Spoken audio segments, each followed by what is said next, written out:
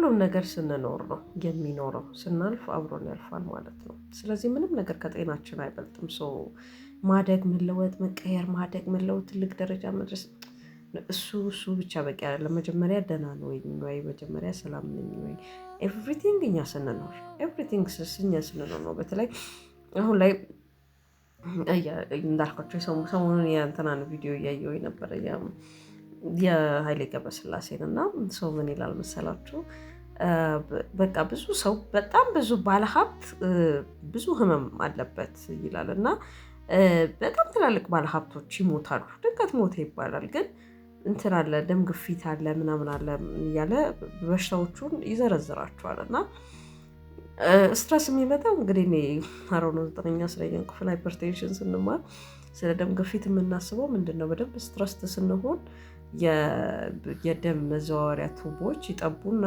ከዛን ደም መተላለፊያ ሲያጣ እዛው አንድ ቦታ ይከማቻል ያ ነው እንግዲህ ደም ግፊት ሃይፐርቴንሽን ሞስትሊ ከስትረስ የሚመጣ ነገር ነው ኢቭን ኢፍ ከብዙ ምክንያቶች ውስጥ ቢመጣ ዋነኛው ስትረስ ነው እና ምን ሁሌ የምለው ነገር ምንድነው መሰላችሁ ስንኖር ኤቭሪቲንግ ስንኖር ነው እና ምንም ነገር ከጤናችን አይበልጥም ማለት ነው ከምንም ነገር በላይ ፕራዮሪቲ የምንሰጠው ለጤናችን ነው ይሄ ስትረስ የምንለው ነገር ሄዶ ምንድነው አይምሮአችን ነው ስትረስ የሚሆነው አይደለ ስትረሱ ነው የሚገለጠው ያ ስትረስ በበሽታ ይገለጣል የትም አይደም አይምሮአችን ውስጥ የተጨናነቀው ነገር የትም አይደም የት ነው የሚሄደው ሰውነታችን ውስጥ ነው የሚሄደው ስቶር ነው የሚሆነው ገብታችኋል ጭንቀት ድባቴ ፍራስትሬሽን ምናምን የምትሉት ነገር like it should be somewhere ሪሊዝ መሆን አለበት መውጣት አለበት ምክንያቱም እነዛ ነገሮች ስሜት ናቸው አይደል የተጨናነቀ ስሜት የታወከ የተረበሽ ነው ከዛን የትም መሄድ ስለማይችል የሚሄደው የት ነው ወደ ሰውነታችን ነው የሚሄደው ገብታችኋል ስለዚህ በጨጓራ በሽታ ይገለጣል በደም ግፊት ይገለጣል እንደዚህ ስሜት በስትሮክ ይገለጣል በምናምን በነርቭ ይገለጣል ገብታችኋል ወይ አባባሽ ይሆናል የበሽታዎች አባባሽ ይሆናል ወይ ምክንያት ይሆናል ዛሬ ላይ ምን ይባላል መሰላችሁ በህክምና ሄደው ታከመው ሰዎች መፍትሄ አጥተው ሐኪሞች መፍትሄ አጥተውና ወዴት ሪፈር ያደርጋሉ ወደ ቴራፒ ሄደና ሳይካትሪስት አነጋገር ይላሉ ወደዛ ይልካሉ ሪፈር ያደርጋሉ ምክንያቱም ከስትረስ የመጣ እንደሆነ ይረዳሉና በደንብ አንደርስታንድ የማደርገው ነገር ምንድነው መሰላችሁ ያ ስትረስ ይሆናችሁበት እኔ በተለይ ከአባቴ የምማረው ያንን ነው በጣም the most busiest man በጣም ቢዚ ነበር አባቴ በጣም ቢዚ በቃ በዚህ በአንድ ስልክ ይዞ በዚህ በኩል በአንድ እጁ እየጎረሰ በቃ ሬስትለስ የሆነ ታይም የሌለው ሰው ነው ገብቶቻል እናሳ ሲሞት ሁሉም ነገር ቀረ ማለት ነው በቃ ሲቀር ይቀራል እንደዚህ ሮጣችሁ ታክላችሁ ለሰውነታችሁ ነው ቅድሚያ የሚሰጠው ለጤንነት ነው ቅድሚያ የሚሰጠው ለአእምሮ ነው ቅድሚያ የሚሰጠው ምንም ነገር at the expense of your health መሆን የለበትም ምንም ነገር እኔ የእንትና ሲሞት ካስታወሳችሁ ነፂ ሲሞት በጣም ሚዲያ ላይ ሲነገሩ ሲወሩ ከነበሩ ነገሮች ውስጥ ምን አለ አንድ ሰው ህንድ ለህክምና ሄዶ ተኝቶ እያለ ካልተነሳው ብሎ እንትኑን ነቃቅሎ ምናምን ተነሳለ እና አረ ነዚህ ተኛ ምን ሆነ ነው ምናምን ብዬ ቆጣዋለ እንዴ ልጆቼ ምን ሊበሉ ነው ልጆቼ እኮ ይጠብቁኛል ምናምን ብሎ እንትራላለ ከብቶቹን በቃ ሲሞት ሞተ ቀረ ማለት ነው ልጆቼ ምንድናቸው ምናምን ከብቶቹ አይደል የሰው ልጅ ልክ አእምሮአችን ስትረስት መሆኑን ካየን አንዴ ሁሉንም ነገር ግፍ አድርጋ ትተውና ሙሉ ለሙሉ ትኩረትህን ጤና ላይ ታደርግና አመትም ይፍጁ 2 አመትም 3 አመትም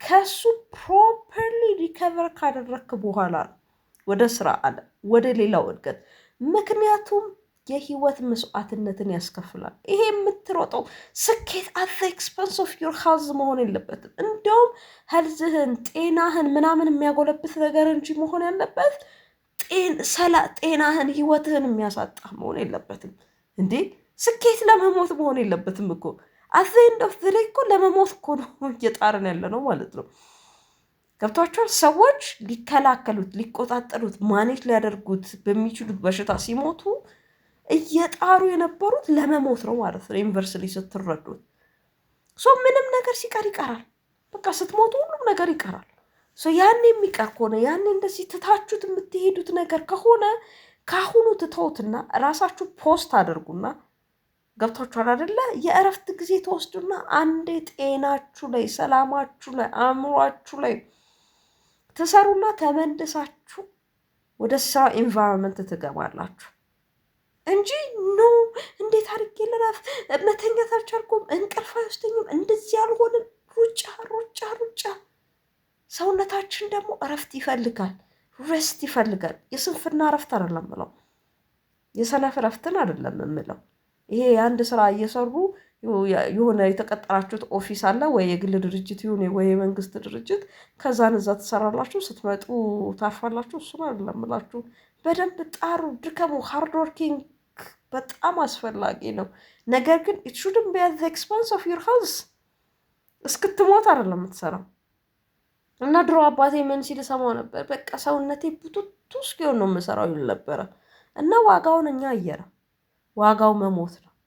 ዋጋው ልጆችን ማሳደግ አለመቻል ነው። ዋጋው አውላላ ሜዳ ላይ መጣል ነው። ዋጋው ልጆችን መስዋዕትነት ማስከፈል ነው። የሱ እንደዛ ለራሱ ጊዜ አለመስጠቱ ዛሬ እኛን ዋጋ ያስከፈለው።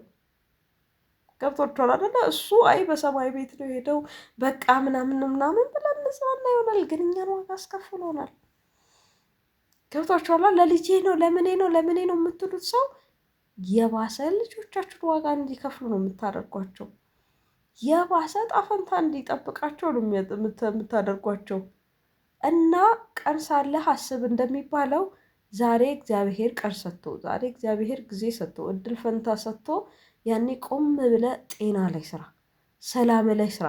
ሰው ደም ግፊት ከታመመ ደም ግፊት የሚድን በሽታ ነው ከተቆጣጠርከው፣ ማኔሽ ካደረግከው።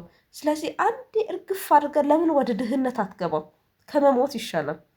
ለምን ነገሮች ክስር ስራቸውን አይወጡም? ከመሞት ይሻላል። ገብቶሃል አይደለ?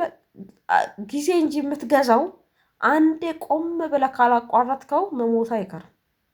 ይገላሉ ማለት ማንን እንዳልገደለው አንተ ትቀራለህ። ማኔጅ ካላደረግከው ማንን እንዳልገደለው ሁሉንም ሰው እየገደለ አንተን ለምን ይተውሃል? አንተ እኮ ነው ህይወትህን ማኔጅ ማድረግ ያለብህ። ማለት ያ ባለቤቱ ነው ማኔጅ ማድረግ ያለብህ። ልክ እንደዚህ የሚድኑ በሽታዎች ለምሳሌ ጉበት የሚድን በሽታ ነው።